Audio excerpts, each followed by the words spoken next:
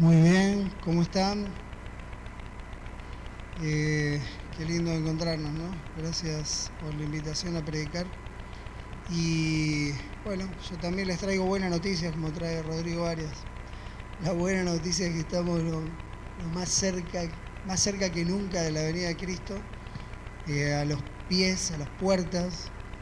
Eh, Todo está muy relacionado a lo que está ocurriendo y nosotros, algunos tienen un poco más de conciencia de lo que está pasando, otros no, pero todos nos tenemos que dar cuenta que estamos en el momento final de la historia, ¿no? Y si bien las escenas finales son angustiosas, eh, ver a Cristo creo que nos va a hacer olvidar de todo, y todo lo que sufrimos acá, como dice el Espíritu de Profecía, va a ser nada cuando estemos con Él. Así que bueno, quiero transmitirles esa sensación de fin que tenemos. El Probad y Veda empezaba diciendo que desde 1798 estamos en el tiempo del fin, desde que terminó la profecía en los 1260 años, ¿no? Ahora yo quiero decirle que estamos en el hall de entrada a la antesala de la venida de Cristo, en el fin del fin, ¿no? Y nosotros tenemos una responsabilidad que quiero resaltar con esta predicación, ¿no? Una responsabilidad de predicar este evangelio que tiene que nacer de un encuentro real de nosotros con Cristo para que sea movido genuinamente y no por una arenga de alguien, ¿no? Nosotros tenemos que estar lanzados a la predicación final como nunca antes y nos tiene que mover algo interior, un encuentro que ya tuvimos con el Señor. Por eso elegí la historia que está en Juan, capítulo 4, y tiene que ver con una mujer que va a proceder totalmente diferente en cuanto a compartir el Evangelio y la buena noticia que ella había comprobado después de haberse encontrado con Jesús. Para colmo es una mujer samaritana que no eran bien vistas. En general los samaritanos no eran bien vistos en Israel porque tenían una enemistad a tal punto que se sentían enemigos ciegos, sordos y mudos. O sea, alguien se encontraba un judío con un samaritano, no se hablaban, no se escuchaban. Si en caso de que uno hablara, el otro no lo iba a escuchar. Me imagino que habrá sido difícil para Jesús encontrar la llave a este corazón, porque era un diálogo casi imposible entre él, de la descendencia judía, y una mujer samaritana, ¿no? Pero vamos a hacer trabajar la imaginación y meternos en la historia. Nuestra imaginación, entremos en esta historia, ambientemos la imaginación, ¿no? Versículo 3, vayan leyendo, yo lo voy sintetizando. Jesús iba de Judea a Galilea, de una provincia a otra.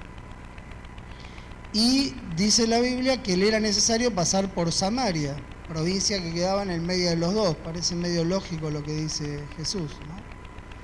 Pero no era tan lógico porque había una ruta paralela que llevaba a los judíos por afuera de Samaria, que era la que seguía la mayoría, para no tener que pasar por el territorio de los odiados y menospreciados samaritanos. La historia tiene años de esta historia de luchas, ¿no? Y entre judíos y samaritanos. Desde la caída de la separación del reino del norte y el sur, los del norte, las 10 tribus del norte se fueron con Jeroboam, las otras 2 quedaron con Roboam, con el rey, ¿se acuerdan? Entonces Jeroboam, para que la gente no tuviese que ir al templo de Jerusalén, había hecho un templo paralelo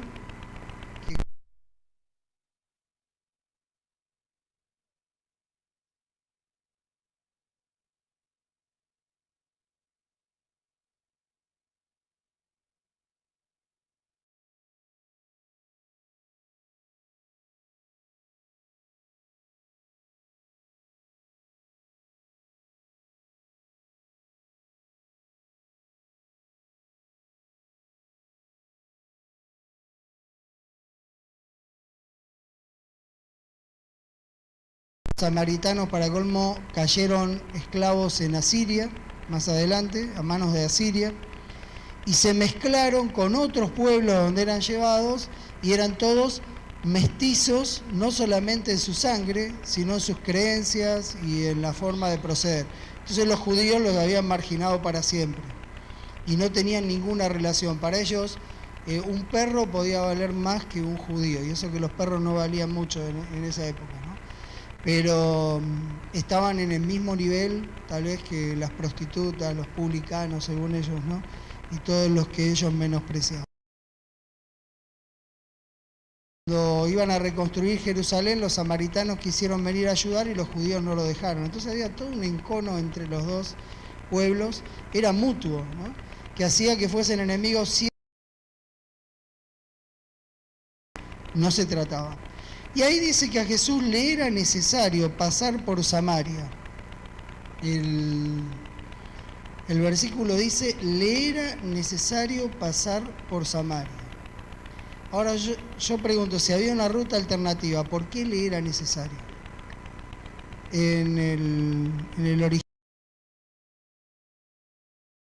le era necesario es una sola palabra griego, que quiere decir que le era necesario porque había sido establecido previamente en un plan, estaba planeado antes.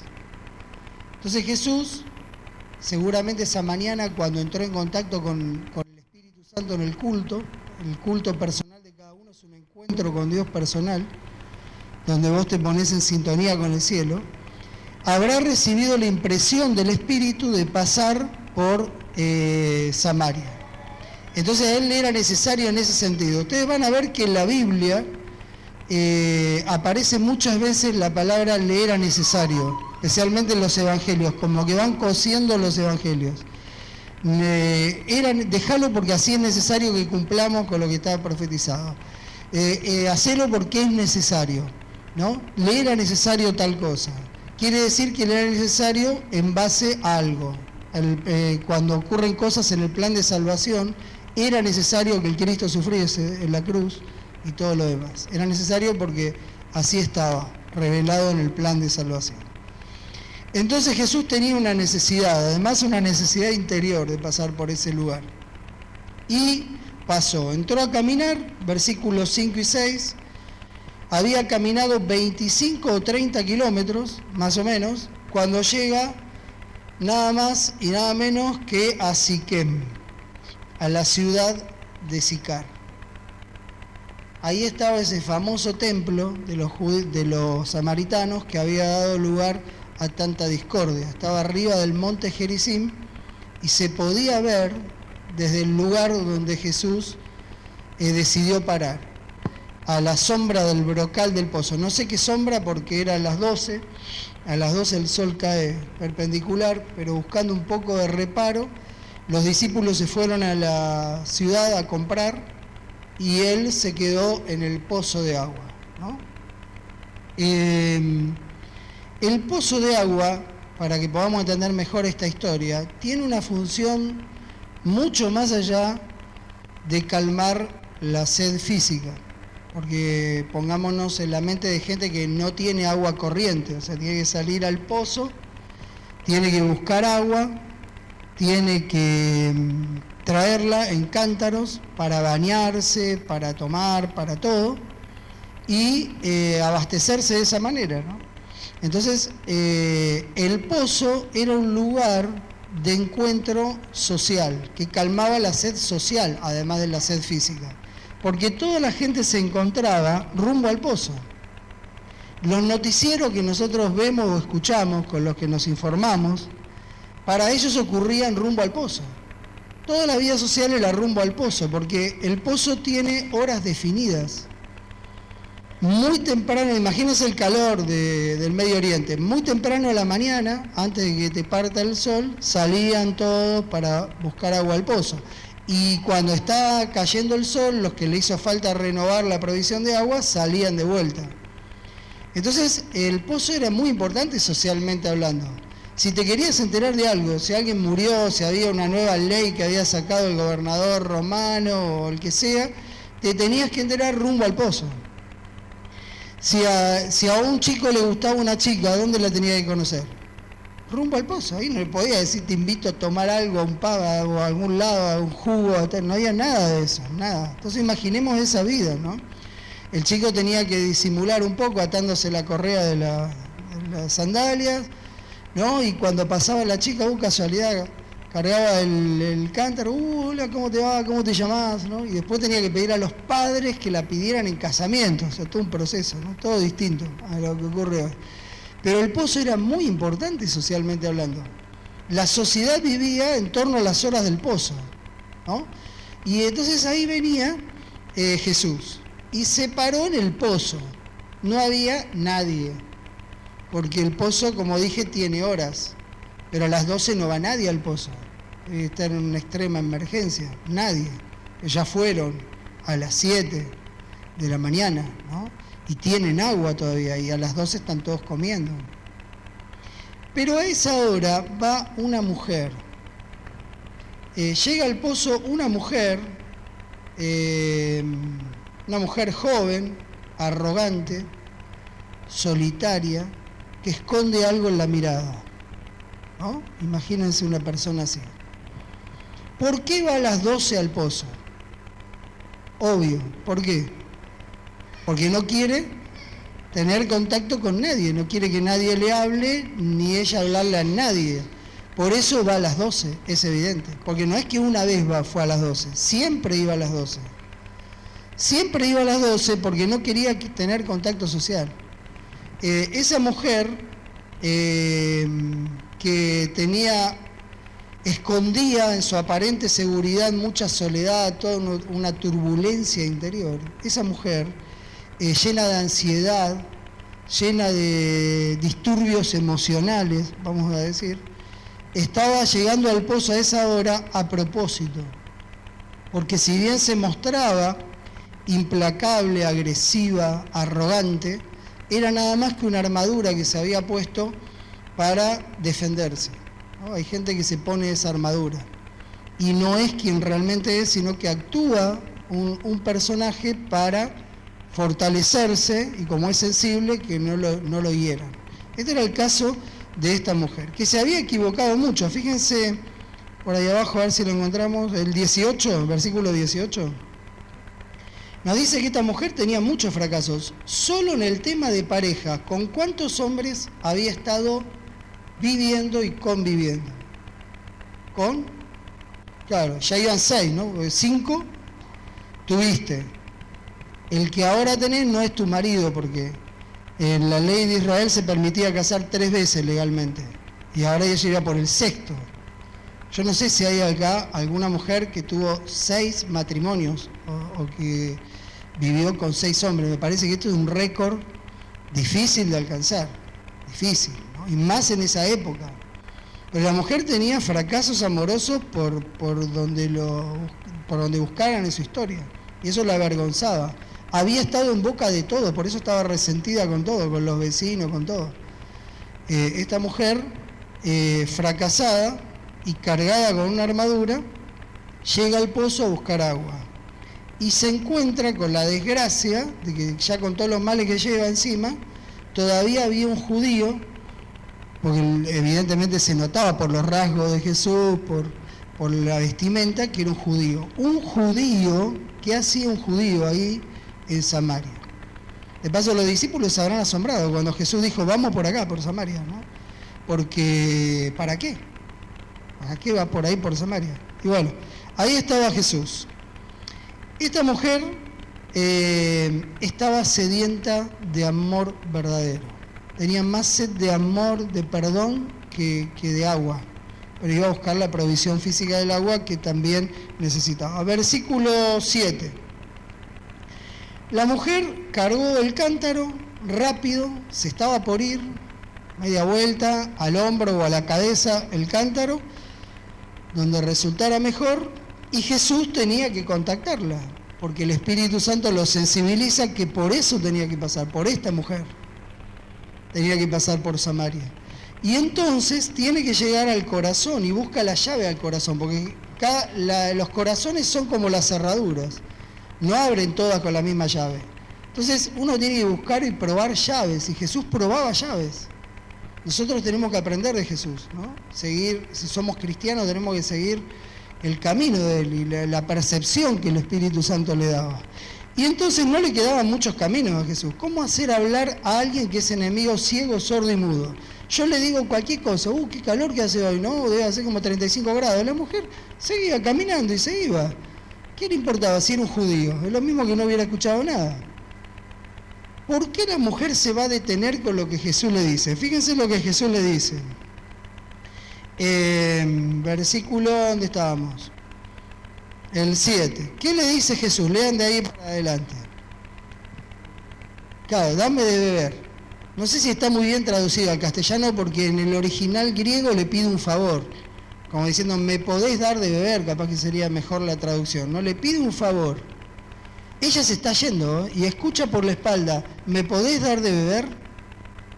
Y en lugar de seguir caminando, yo si fuera samaritano sigo caminando.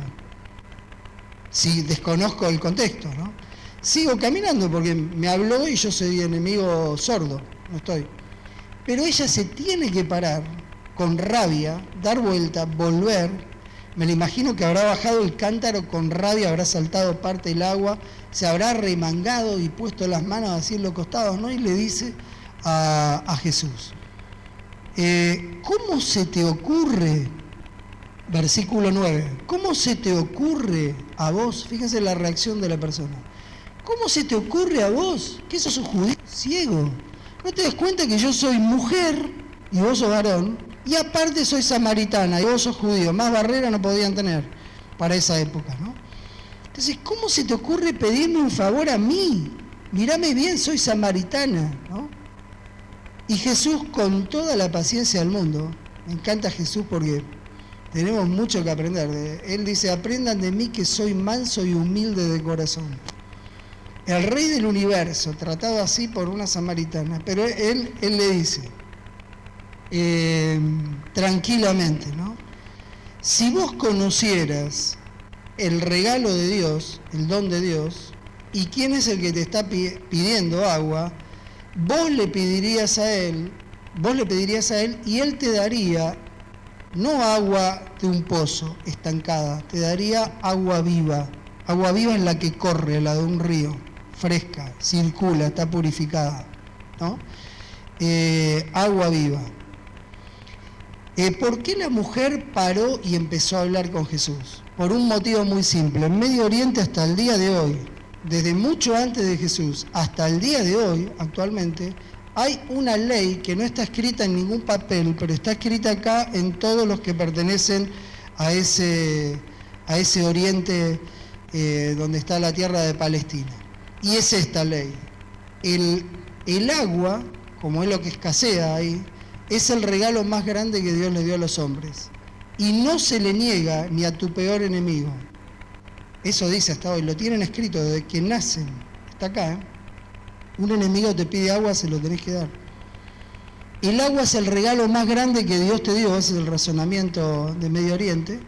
Y entonces vos no se la podés negar a un enemigo. Por eso Jesús le dijo eso. Vos crees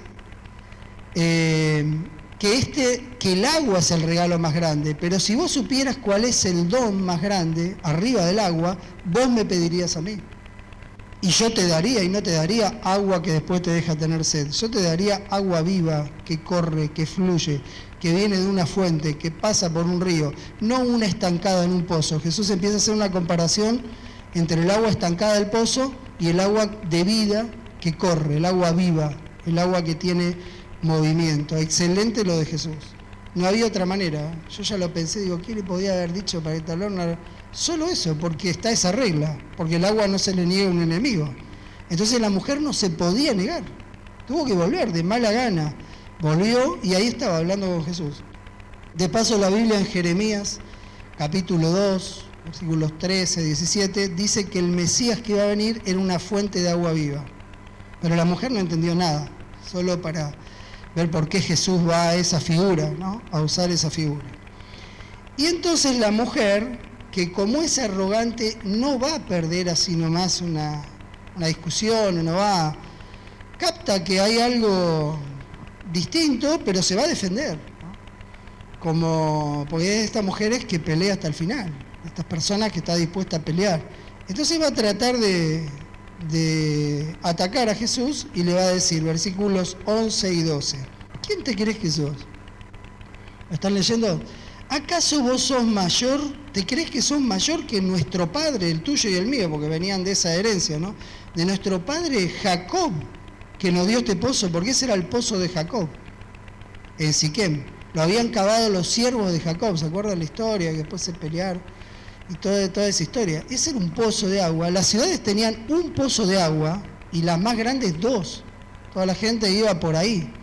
Entonces este pozo dice, ¿vos te crees que sos más grande que Jacob? ¿Quién sos para darme un regalo más grande que esta agua que gracias a Jacob la tenemos acá? Porque no era fácil cavar un pozo. Ahí no había una empresa, a ver, perforame acá, te pagamos, ¿cuánto? Nada. Había que cavarle y llegar al agua, ahí, abajo, en regiones montañosas, era difícil.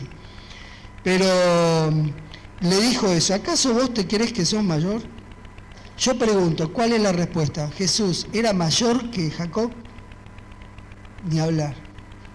Jacob hubiera pagado todo lo que tenía, hubiera dado todo lo que no tenía para hablar un minuto con el Mesías cara a cara, como estaba hablando esa mujer, pero la mujer no lo podía percibir. Yo creo que es lo mismo que nos pasa a muchos de nosotros, ¿no? No captamos esto de haber llegado a esta verdad para este tiempo, de haber conocido a este Jesús, al que no valoramos mucho, seguimos valorando el agua del pozo, teniendo a disposición nuestra el agua de la fuente. Nosotros creemos que la felicidad en la vida viene del pozo, de sacar agua del pozo. Pero la felicidad de esta vida viene de tomar agua viva, sacarla de la fuente, no del pozo. Hay un sociólogo, algunos de ustedes lo deben conocer, y psicólogo, se llama Dobson, que escribe muchos libros. Él hizo una encuesta entre los jóvenes preguntándole cuáles eran las fuentes de felicidad que ellos veían, todos jóvenes, ¿no? Una buena cantidad de la muestra que tomó. Y entonces los jóvenes fueron contestando. Y al tope de la lista aparecieron 3 cosas que los jóvenes creen que son el camino de la felicidad, que vos tenés que tener para ser felices. ¿Cuáles son? Ayúdenme. Plata, no podía faltar, de las 3 primeras. Si vos no tenés plata, olvídate de la felicidad.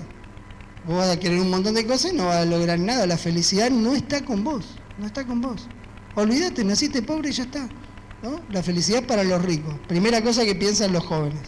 2 cosas más. ¿Qué más tenés que tener? Que estarían bien combinadas con esta, ¿no? Sí, la fama estaba un poco más abajo de los 3, pero se venía ahí entre los primeros. Algo más. ¿Qué tenés que tener para ser feliz? 3 cosas. Una es muy difícil, pero la otra la podemos deducir. Dijimos plata, ¿no? ¿Qué más? Salud. Para mí, para nosotros, para los más jóvenes, ni le importa. Los jóvenes piensan que son inmortales e inenfermables, hasta que uno va creciendo y se da cuenta que es mortal, falible y envejecible, ¿no? Y estamos. Entonces la salud para mí es preciosísima, para mí, que tengo 56 años. Pero para los jóvenes parece que no, porque la salud estaba olvidada. No sé si alguno habrá respondido salud, habrá estado en la última posición de la tabla. Piensen como jóvenes, a ver, ¿qué más haría falta? Amigos, estaban no entre los 3 primeros, pero sí, porque es muy importante para los jóvenes, para la felicidad. Sí. Ellos creen que tienen todo el tiempo, no lo tenían. ¿Qué más? Sí. Propiedad, que a veces estaría dentro de dinero, ¿no? Pero estaría ahí, sí, eso sí. Pero ¿qué más? Piensa, eso, belleza. Tenés que ser lindo. Si vos llegaste tarde al reparto, estás perdido. Ni lo pienses, los jóvenes piensan así. Y acuérdense ustedes cuando eran jóvenes, ¿no? Si llegaste tarde, estás perdido, ¿no? No podés ser feliz, estás condenado, porque así parece ser la historia para los jóvenes, ¿no? Entonces, la plata, la belleza exterior y la inteligencia. Eso me sorprendió. La inteligencia. Si vos sos inteligente, lindo y rico, ya está. ¿Quién te para? Ese es el pensamiento. Tenés que tener esas tres líneas, una por lo menos de las tres, una, para ir para adelante, ¿no? Fíjense qué raro que ninguna de las tres coincide con lo que la Biblia señala como camino de la felicidad. Y son cosas buenas, vos podés anhelar cosas buenas, ¿no? Pero sin Cristo nada sirve. Porque ahora fíjense, ¿será que la riqueza te da la felicidad? Vayan a preguntarle a, ¿cómo se llamaba la hija de Onassis? Siempre estoy entre Jacqueline y Cristina, una era la hija, otra la esposa. La hija, Jacqueline era la hija, Jacqueline Onassis. Jacqueline Onassis, la millonaria en ese momento más famosa del mundo, era la hija del multimillonario que se había casado con la esposa de Kennedy, cuando murió Kennedy lo mataron, la madre de ella era esa señora y el padre, el millonario más grande del mundo, ¿no? Cuando vino a Argentina, ellos tenían una casa acá, en las afueras de la zona norte del Gran Buenos Aires, y venía siempre una mansión, no una casa.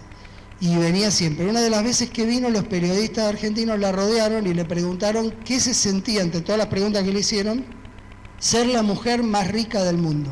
Y ella puso cara de sorprendida y dijo, ¿de verdad me están preguntando? Dice, yo soy la más pobre del mundo, solo tengo riquezas. Entonces los periodistas después decían, qué bien que salió del paso, ¿no? Esta gente de la farándula, qué bien que sale rápido de la... Pero lo estaba diciendo en serio.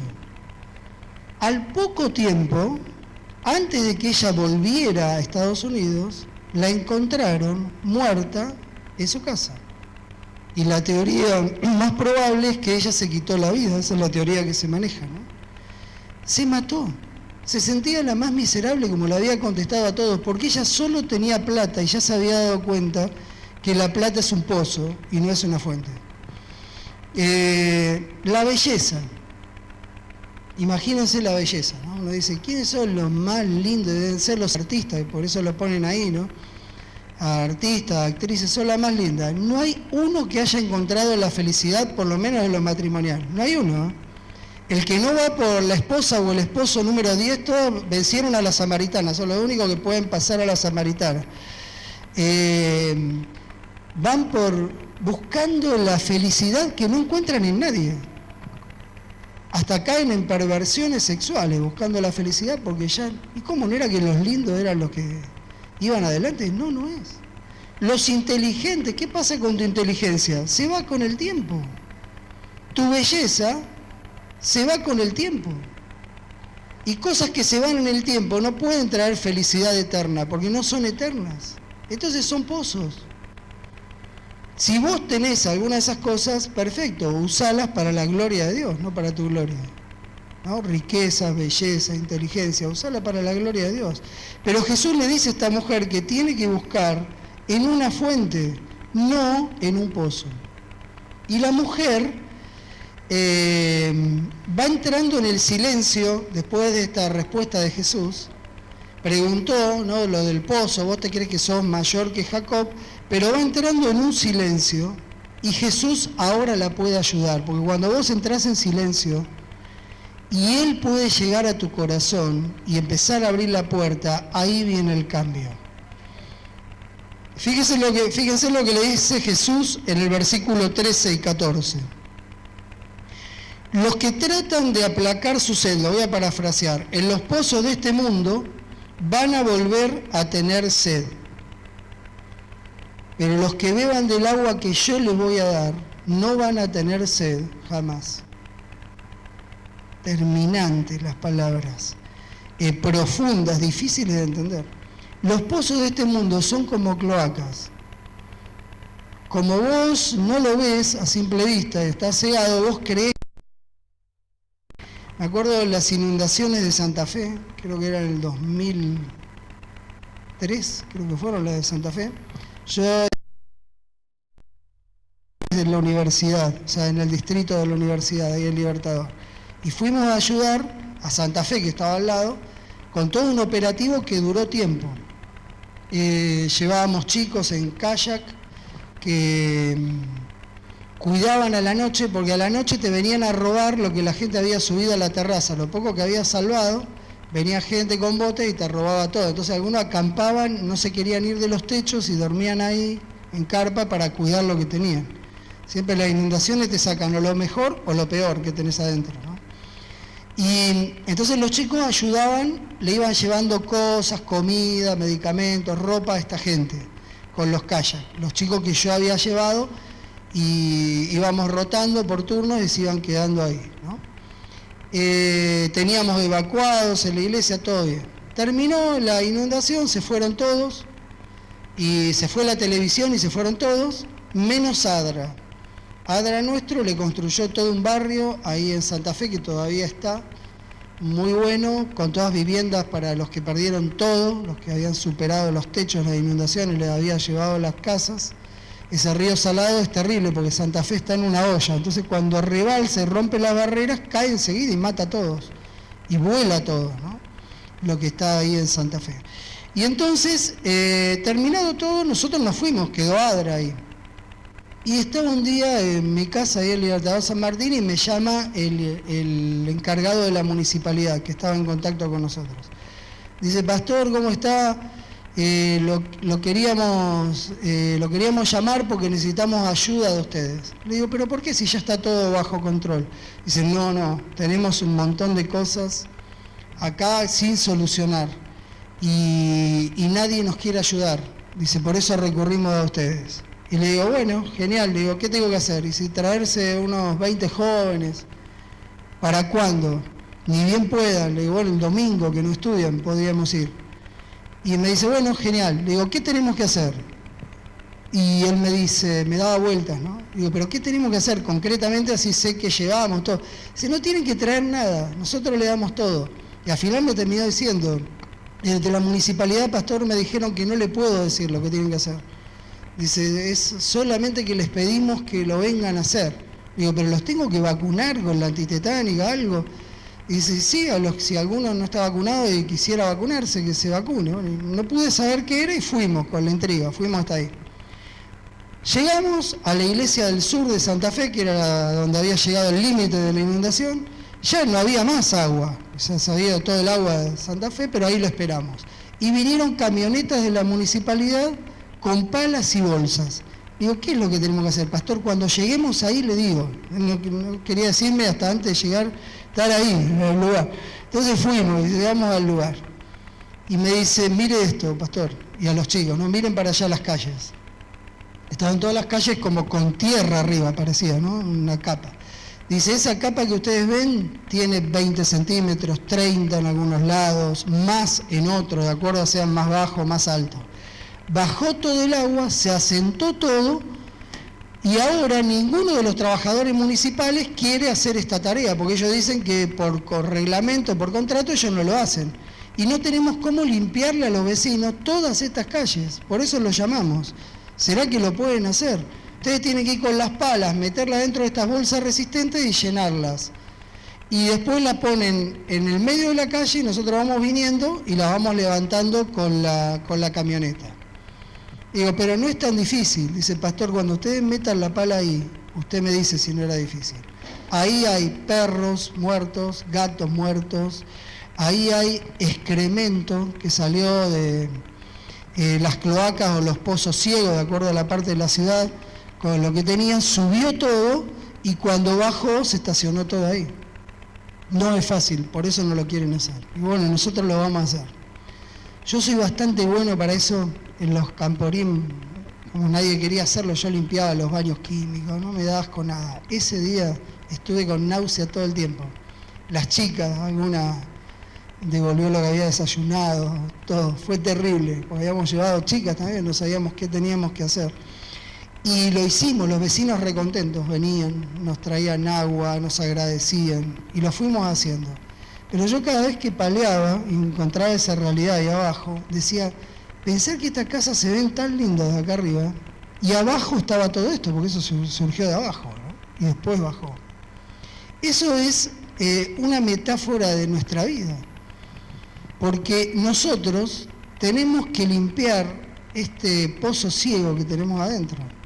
Te dicen de la autoayuda, antes estaba de moda, ahora como la gente ya está chasqueada, cada vez hay menos libros de autoayuda, ¿no? Te dicen, buscá adentro tuyo, porque adentro vos sos re bueno, hacés un viaje a tu interior, ¿no? Entonces vos te concentrabas y hacías un viaje al interior. Es como las casas esas, cuando vos llegabas al interior te encontrabas con la cloaca o con el pozo ciego y veías que olía cada vez peor a medida que vos entrabas a tu naturaleza caída. Porque la solución y el perfume vienen del cielo, vienen de afuera, no vienen de adentro. Entonces la solución está afuera. Y Jesús quería invitar a esta mujer a que buscara el agua viva, la que venía de afuera, la que no estaba ahí. Venía del cielo. Porque Dios está buscando adoradores, le va a decir ahora, porque la mujer se va a defender. La mujer no quiere perder la discusión, ¿no? ¿Y qué le va a decir? Fíjense, ¿qué le dice la mujer para seguir peleando? Cambia de tema, porque no tenían nada que ver con nada, ¿no? Porque le dicen, nuestros padres, los padres de ustedes, los judíos, dicen que hay que adorar en el templo de Jerusalén. Pero nuestros padres dicen que hay que adorar en este templo, y le señala Gerizim, que estaba a la vista del pozo de Jacob. Entonces vamos a discutir, a ver quién tiene la razón. La mujer quiere discutir. Es como un boxeador que no quiere caer knockout, ¿no? No quiere entregarse. Entonces quiere discutir. Y Jesús, con toda la paciencia de vuelta, le dice, mirá, ¿vos querés saber la verdad? La verdad viene de los judíos. ¿Vos querés que yo sea objetivo? Ellos tienen razón. Ese era el templo donde se enseñaba el plan de salvación correctamente. No es este, porque ahí no se hacía el mismo ritual. No es este. Pero viene un día en que ni acá ni allá vamos a adorar al Señor. Ciertamente ahora estamos en el año 2021 y el templo fue destruido en el 70. Hace casi 2000 años que ya no adoramos en ese templo, ni acá ni allá. Porque Dios está buscando adoradores en espíritu y en verdad. Quiere decir nacidos del espíritu, nacidos de lo alto. Jesús ya se lo había explicado a Nicodemo en Juan 3, ahora estamos en Juan 4. Nacer de arriba, nacer de lo alto, nacer del Espíritu Santo. Tenemos que hablar más del Espíritu, ¿no? Y buscar más el poder del Espíritu Santo. Entonces, ese tipo de adoradores es el que está buscando el Señor. ¿Qué palabras? La mujer quedó muda. Y ahora Jesús, fíjense cómo reaccionó la mujer, 15, versículo 15. Señor, dame esa agua, se rindió. Peleó, tiró golpes y no pudo más. Dice, Señor, dame esa agua, mostrame qué es de esto que me estaba hablando. Y Jesús parece que se equivoca, parece. Siempre Jesús parece que se equivoca. Por ejemplo, a los demonios del endemoniado gadareno le dicen, queremos ir a los cerdos. Y los deja ir a los cerdos. Los cerdos se matan todos en el abismo, caen ahí ahogados todos, mueren. Y se le levantan todos los hacendados y lo echan de la ciudad. Porque le dicen, andate de acá, pues arruinate todo el negocio. Y él le dice, un error de Jesús, ¿para qué le dijo que sirio? No te dejo ir ahí, andate al abismo. No te dejo ir a los cerdos. Pero Jesús lo dijo a propósito. Porque eso despertó la noticia y después no lo dejó ir con ellos al endemoniado, lo mandó de vuelta a la ciudad a contar el testimonio. Cuando él volvió a Decápolis, años después, todo el mundo lo estaba esperando y hubo una gran conversión. Analicen después los evangelios. Jesús sabe lo que hace. Si no hubiera salido en los diarios por culpa de un endemoniado, que tal Jesús Nazareno que tiró a los cerdos y todo, nos hizo perder el negocio, nadie se hubiera enterado, ahí se enteraron todos. Y todos escucharon el testimonio del ex endemoniado y lo vieron al testimonio con sus ojos, el cambio. Que eso es lo que quiere ver la gente, un cambio en nosotros que decimos ser cristianos, ¿no? Y entonces la mujer le dice, dame esa agua, y Jesús parece que se equivoca, porque ¿qué hace? Le dice 16. Yo me agarraría la cabeza si estaba al lado de Jesús. Digo, no, se equivocó el maestro, ¿qué es? Le dice, anda a buscar a tu marido, llama a tu marido. Metió el dedo en la llaga. Y uno puede decir, bueno, pero él no sabía, pobre, sin querer. No sabía porque el Espíritu Santo se lo había revelado, si ahora le va a decir. Versículo 17. Se lo va a decir. La mujer agresiva, los agresivos son los que te responden cortito.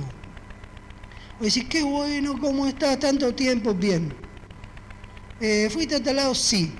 No. Son agresivos, son cortitos, así, ¿no? Entonces la mujer te dice, no tengo. Listo. 2 palabritas para la mujer agresiva. No tengo. Ya, listo. Y Jesús le dice, dijiste bien. 5 maridos tuviste. Y el que ahora está con vos no es tu marido. Terrible. Se le cayó la armadura, la careta, todo. Porque esa careta a veces la usamos para defendernos, ¿no? Es como dije, es el papel que actuamos.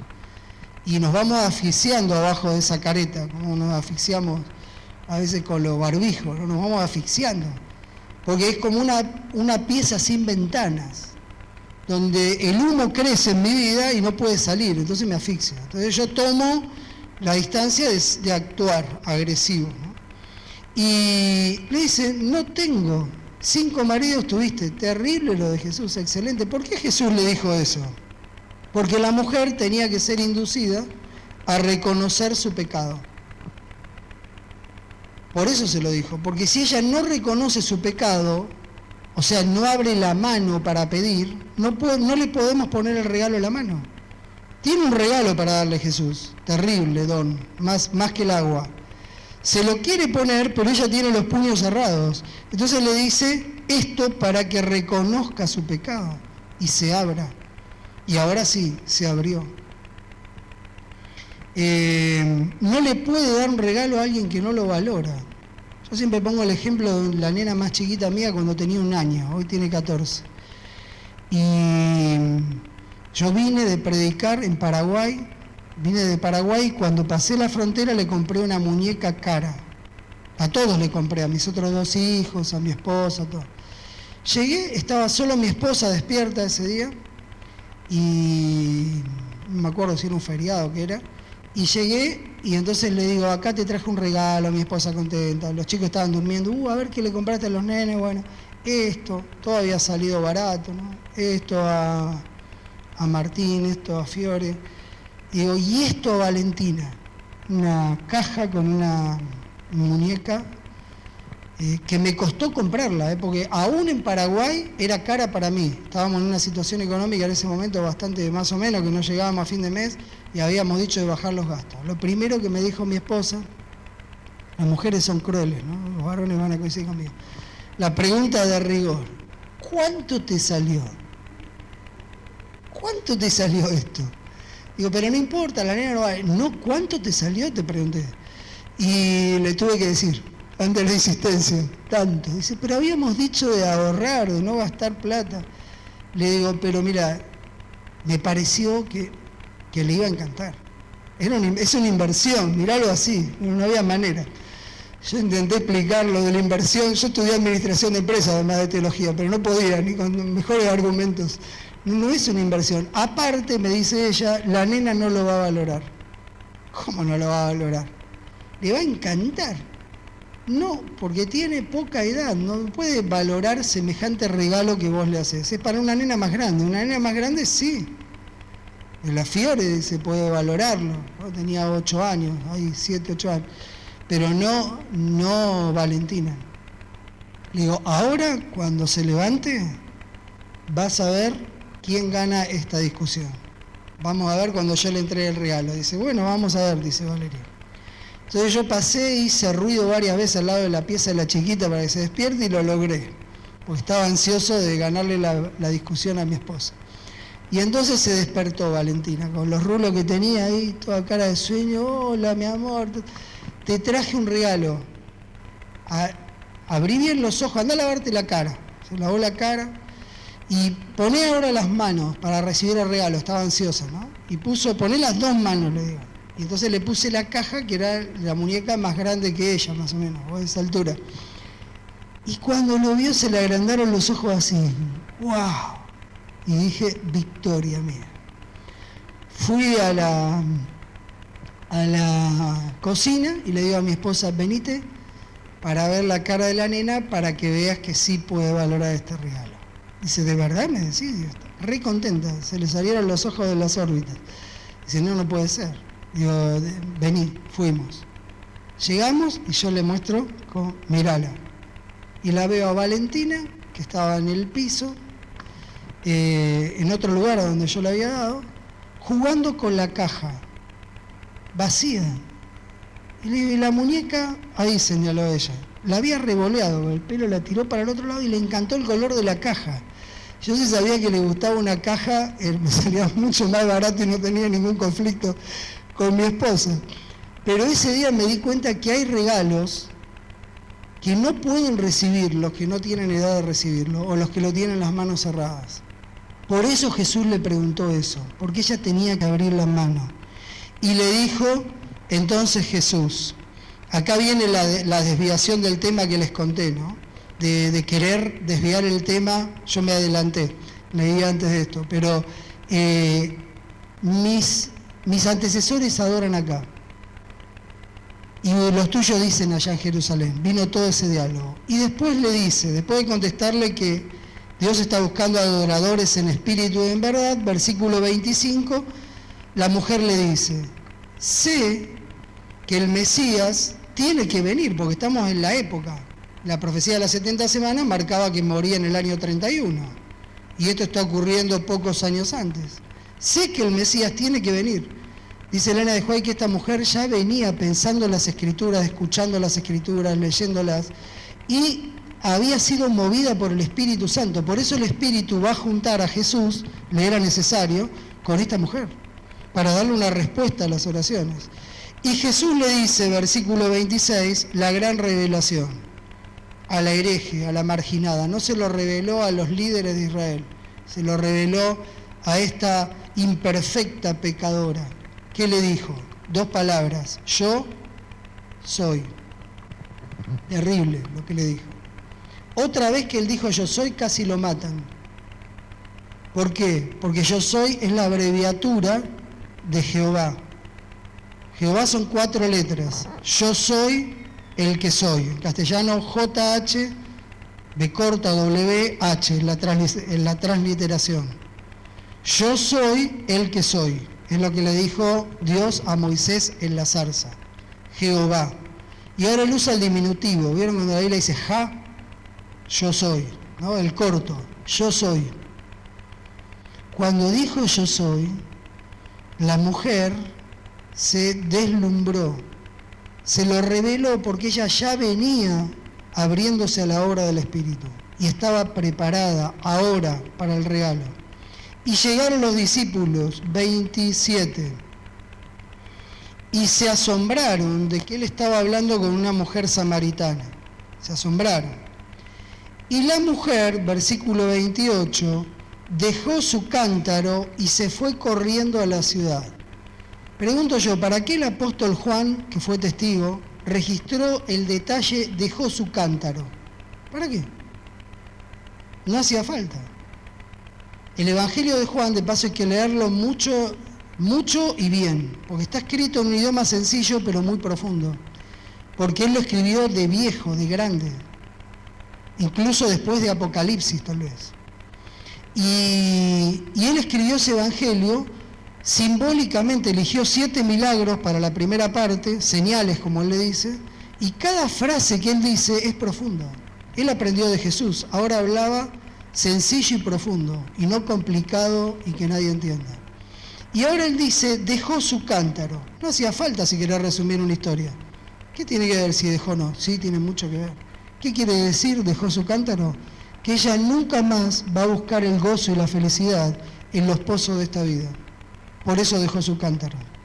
Porque ahora tiene una fuente que la refresca, que surge como agua viva dentro de su corazón, y salió a salpicar a todos. ¿A dónde fue? Al pueblo. ¿Y qué hizo? Los interrumpió mientras comían, plena hora del almuerzo, y gritándoles, por favor, vengan a ver, porque me parece que encontré al Mesías. Por favor, vengan. Imagínense la amargada vecina esta que no te daba ni la hora, que te trataba mal y te despreciaba, ahora viene a golpearte la puerta entusiasmada, vibrante, llena de emoción, ¿Y qué pasó? ¿Vio algo sobrenatural? Sí, vio algo sobrenatural. En una forma natural, en Cristo, ¿no? Como un ser humano. Y todos salieron. ¿Por qué salieron? Salieron por el testimonio de ella. Si nosotros tuvimos un encuentro con Cristo y ahora estamos entusiasmados, llenos de Dios, quiere decir, lo pusieron en base a los cristianos de esta palabra, la inventaron. En Teos, entusiasmo, en Dios. Vos estás en Dios o Dios adentro tuyo, se puede leer de las dos maneras. Y eso llamaban a los que estaban fervientes, gozosos, alegres, desesperados por contar. Los cristianos están entusiasmados, decía la gente, están llenos de Dios. Yo pregunto, ¿vos y yo estamos entusiasmados en el momento final de la historia? ¿O estamos laodicenses?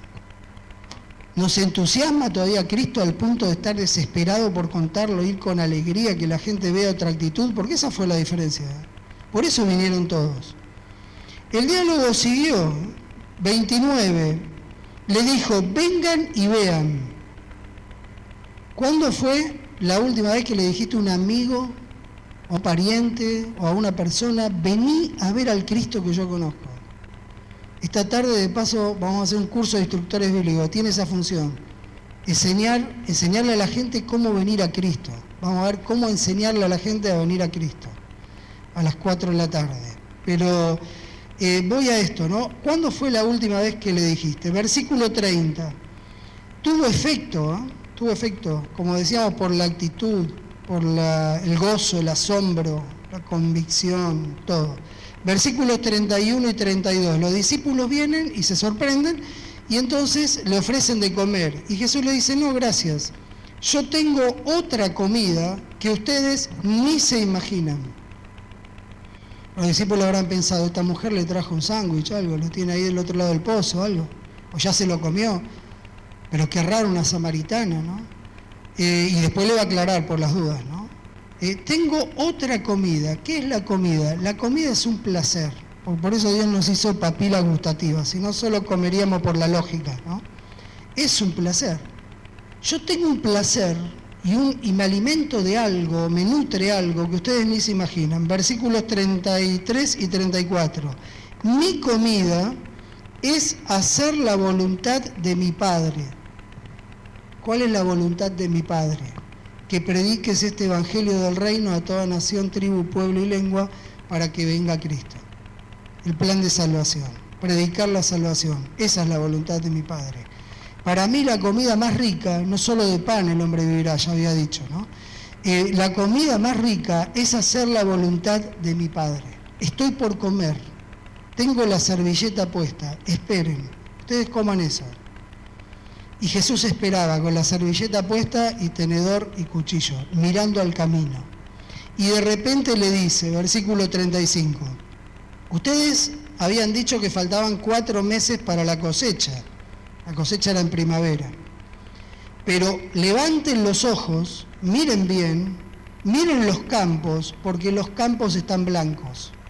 El trigo es amarillo, el campo de trigo, medio así amarillo, doradito. Cuando está listo el trigo, los que tuvieron campo con trigo van a coincidir conmigo, están como blancos los campos, se ven como más blancos. Y vos sabés que lo tenés que levantar cuando está maduro. Entonces dice, faltan 4 meses, miren bien los campos, y señaló el camino a la ciudad, ¿no? Miren, y ellos levantaron la vista y ¿qué vieron? Cientos, tal vez miles de turbantes blancos de los samaritanos que venían para acá. Los campos están blancos. Ahí está la comida que él iba a comer.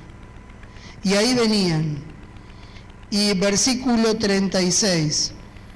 Predicar el evangelio produce gozo al que siembra y al que ciega. A veces uno es el que siembra y otro es el que ciega. Versículo 39. ¿Qué pasó? Muchos más creyeron por el testimonio, pues muchos creyeron por el testimonio de esta mujer, ¿no? El 41 dice que muchos más creyeron por las palabras de Cristo ahora, porque algunos tenían dudas que esta mujer, bueno, algo vio, vamos a ver qué es, pero ahora creyeron muchos más. Le rogaron que se quedase, versículo 40, para compartir con ellos un rato más. Le rogaron que se quedase. Y así va finalizando esta historia. ¿Qué enseñanza tiene para nosotros? Necesito un encuentro más profundo con Jesús, entender un poco más, para que Él me pueda ofrecer la fuente del agua de la vida. Si ya bebí de esa fuente, nadie me puede parar. Nadie. Somos la furia del Evangelio, nadie nos podría parar. Pero evidentemente no tomamos muchos de los que están en el pueblo de Dios de esta fuente. Porque nuestro testimonio sería como el de esta mujer, con actitud, con fuerza, con seguridad, con ganas. Nadie nos podría detener. Y nuestra vida, nuestro carácter transformado, daría testimonio del poder del Evangelio. Yo quiero dejar esa invitación. Faltan 4 meses para la siega, dijo Jesús, ¿no? Pero ustedes dicen, levanten los ojos. Levanten los ojos porque ya está listo. Levantemos los ojos. Pidamos el Espíritu Santo, el poder que nos ayude a terminar esta obra, a levantar semejante siembra, ¿no? Que podamos levantarla. Que nos ayude el Señor, porque eso nos va a dar gozo y estamos muy cerca. ¿Cuál va a ser tu respuesta ante el Señor? Yo, para que nadie, ningún tímido, tema dar una respuesta pública, te dejo esa respuesta para tu casa, a la tarde, en este sábado. Pensalo. ¿Cómo vos estás bebiendo todos los días de esa fuente de felicidad que te llena de entusiasmo? ¿Estás compartiendo con lo mejor de tus talentos, tu tiempo, tus tesoros, este Evangelio? ¿O no? ¿Sí o no? Si tu respuesta es sí, adelante, no aflojes. Muero cada día, todos los días hay que estar en contacto con Cristo. Si tu respuesta es no, no te desesperes. Pedile a Dios que ponga en vos el mismo sentir y el mismo pensar que hubo en Cristo Jesús. Que nada nos confunda, que el engaño final que va a engañar aún a los escogidos no nos engañe a nosotros. Estemos atentos porque el enemigo es sutil. Y Cristo viene pronto y hay que predicarlo. Que Dios nos ayude a hacerlo de la mejor manera.